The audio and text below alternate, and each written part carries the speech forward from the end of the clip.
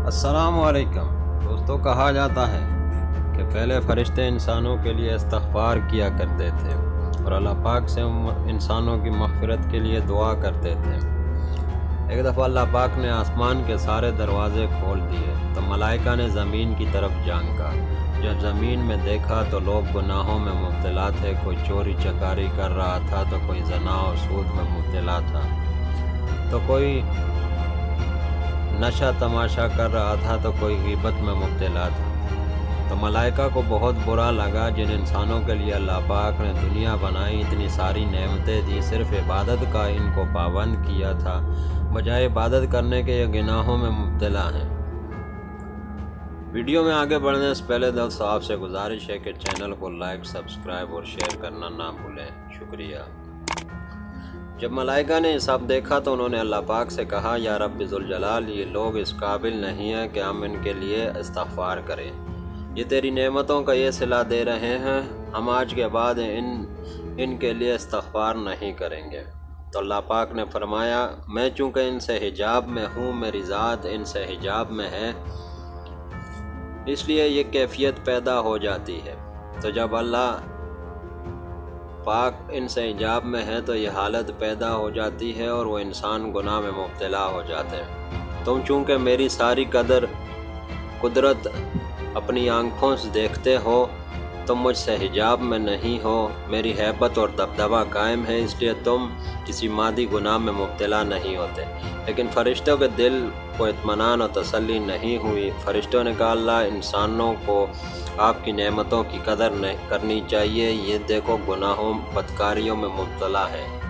تو اللہ پاک نے فرمایا، ٹھیک ہے، اگر تم لوگوں کو میں حجاب میں کر دوں تو تمہاری بھی وہی حالت ہو جائے گی جو انسانوں کی ہے۔ تو ملائکہ کہنے لگی، نہیں، ایسا ممکن نہیں ہے، ہم آپ کی نافرمانی کریں۔ تو اللہ پاک نے فرمایا، ٹھیک ہے، اپنے فرشتوں میں سب سے زیادہ نیک متقی فرشتے وہ لے آؤ۔ فرماتے ہیں کہ 3 فرشتے آ گئے، حضرت عزرائیل علیہ السلام، ہاروت و ماروت علیہ السلام۔ یہ 3 فرشتوں میں بھی فرشتے تھے، اتنے نیک، تابعدار، معصوم کہ فرشتوں میں بھی ان کی تقوی سب سے اوپر تھی۔ فرشتوں نے کہا، یہ ہم آپ کو دیتے ہیں۔ اللہ پاک نے ان 3 فرشتوں کو زمین پر اتارا اور شرطیں لگائیں کہ زمین پر جا کر میری ذات تم سے حجاب میں چلی جائے گی، وہی انسانی خواہشات اور شہوات بھی تمہارے اندر پیدا ہو جائے گی جو انسانوں میں ہے۔ اور 4 شرطیں ہیں، پہلی، تم شرک نہیں کرو گے، دوسری، ناحق قتل نہیں کرو گے، تیسری، زنا نہیں کرو گے، اور چوتھی، تم شراب نہیں پیو گے۔ یہ 4 شرطیں ہیں، تم جاؤ انسانوں کے اندر رہو اور یہ 4 کام نہیں کرنے۔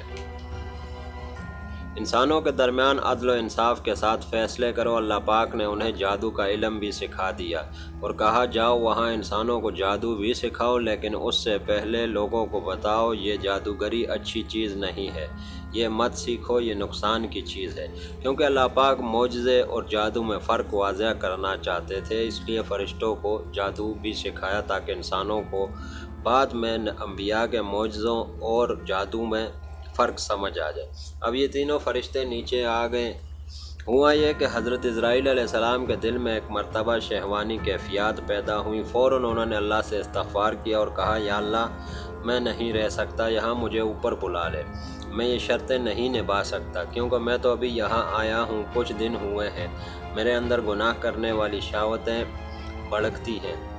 تو کہتے ہیں اللہ پاک نے انہیں واپس آسمانوں پر بلا لیا اور اس شرمندگی میں انہیں گناہ کا خیال آ گیا تھا۔ اس شرمندگی میں 40 سال تک سجدے میں پڑے رہے اور بعد میں بھی اب تک حضرت عزرائیل علیہ السلام اس شرمندگی کی وجہ سے اپنی آنکھیں اوپر نہیں اٹھاتے، سر جھکا کر بات کرتے ہیں۔ 1 مہینہ گزر گیا، ہاروت و ماروت لوگوں کے درمیان فیصلے کرتے تھے، اور پھر 1 مہینے بعد فارس کی ملکہ آئی۔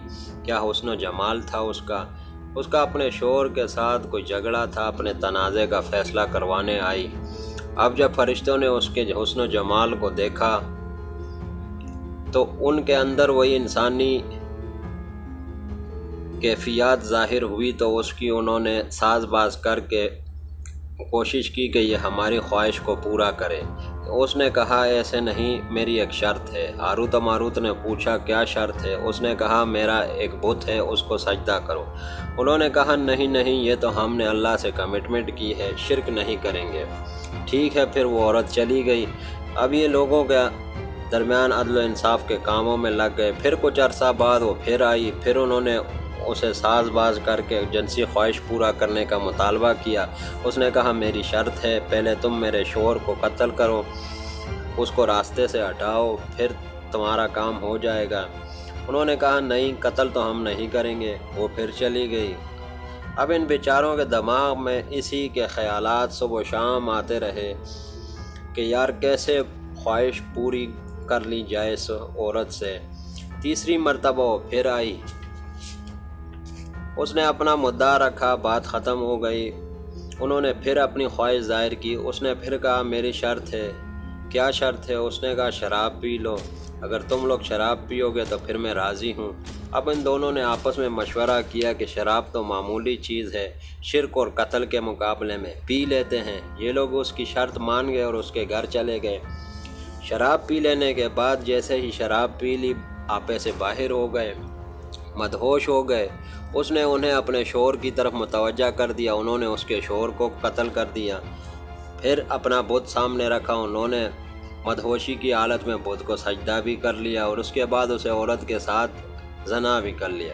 اب جب یہ لوگ عورت کے ساتھ مبتلا تھے، اسی حالت میں اللہ پاک نے آسمانوں کے دروازے کھول دیے۔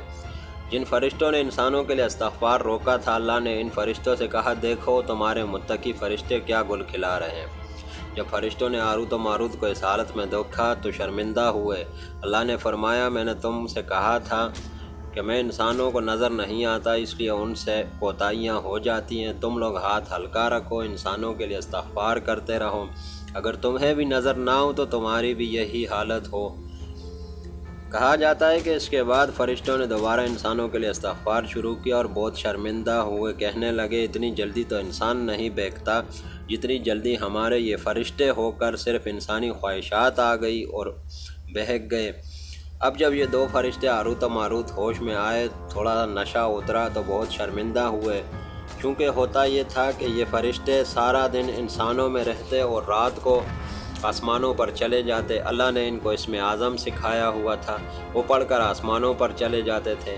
وہ زارا نامی عورت نے نشے میں ان سے وہ اسم اعظم بھی سیکھ لیا تھا کہ تم آسمانوں پر جاتے ہو پھر صبح نیچے آ جاتے ہو، کیسے کرتے ہو تم یہ سب؟